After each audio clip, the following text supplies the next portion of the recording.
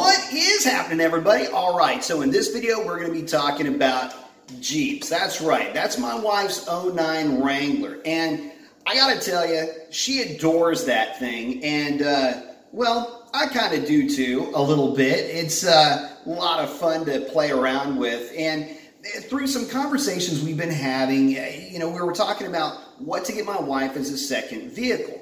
And as this is her daily, I wanted to build a truck and, maybe a Trans Am or something like that that's pretty cool. But again, the key point or the takeaway here is second vehicle. See, this is a forever vehicle for us. This is part of the family. And as I was kind of working through the thought process of all of this, it got me to thinking, most guys that are big into cars, whether it's drag racing, autocross, or motorcycles, most guys end up going to Jeeps at some point, especially after they're done with their career with whatever kind of vehicle, car platform, muscle car platforms especially. I've noticed this.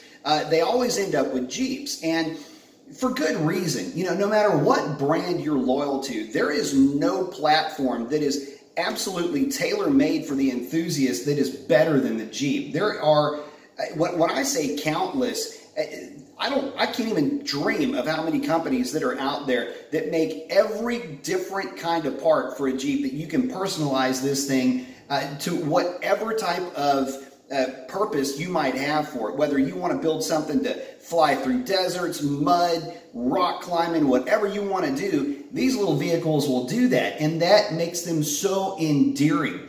They're a ton of fun. And you don't have to have much power to have a ride. Give you an example. This thing's been buried up to its axles in some East Texas mud, slung about 40 feet in the air with my wife wide open throttle, bouncing it off the rev limiter, laughing hysterically. Let me tell you something, it doesn't get any more fun than that. Hell, the headers still are covered in, well, they're baked in, red East Texas clay. So does that make them ceramic coated? Hell, I don't know, but I'll tell you this, the thing didn't get stuck and she was wailing on it for the better part of a day. So, you can't have that kind of fun in a muscle car or any kind of sports car. These things stand alone as far as their endearing qualities.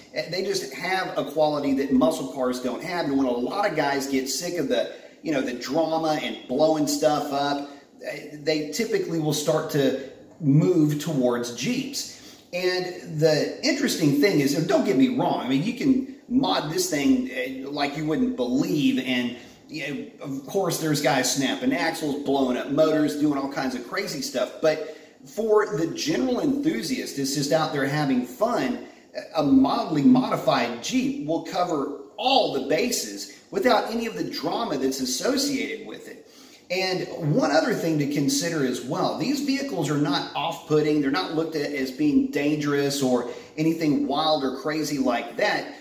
So they're appealing to not only guys, but girls love Jeeps too. Not that chicks don't dig hot rods, but the reality is that there's a whole lot more girls driving around in Jeeps than there are in muscle cars. So, word to the wise, fellas, might want to consider that thought for a minute. But anyway, getting back to it, the cool thing about Jeeps is that no matter what you are into, there is an aftermarket company that is more than happy to set you up. Whether you are into that, the rock climbing and you need gears, or you need, fenders, or you just appearance stuff, there is a company that is perfectly fit for what you are looking for. And the community is huge. There is not a larger individual community that I know of than the Jeep community. These things have reached true cult status over the years. And by the way, this is a community that has been has had the same members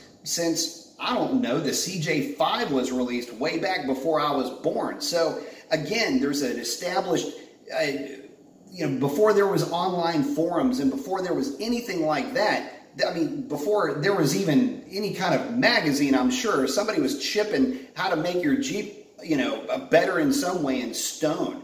That's how deep the roots of Jeep go. So, you look at it from all of those standpoints, and it's little wonder why the Jeep brand is so strong when it comes to resale as well. There is there are, I should say, very few brands that can claim not only the cult status that Jeep has, but just the strength of not only resale, but just the true enthusiasm that the owners have for them.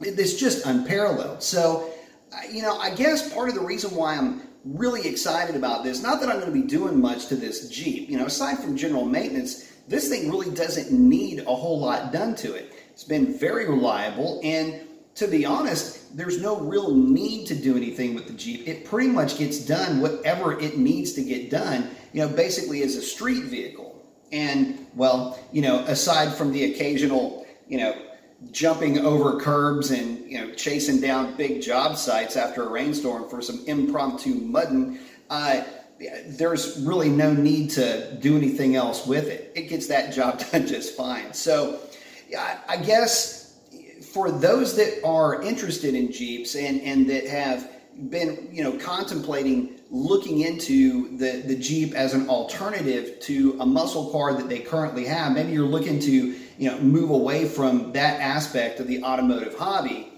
If you are the type of guy that likes to work on something, get your hands dirty, or if you're looking to start working on something, Jeep is the best way to get started with it. First of all, they're super easy to work on, and because the aftermarket support is so strong, they're inexpensive to modify.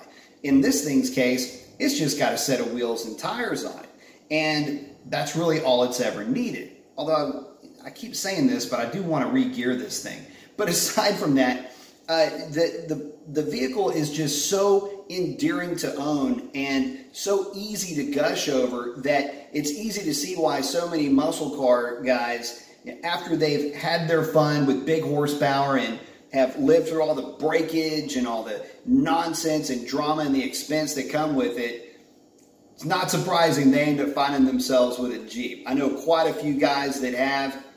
I'm sure many, many more will follow in those footsteps. But if you've got one of these things, post up your comments. Let me know what you're up to with your Jeep. And that's a wrap on this one. Y'all have a great one. Adios.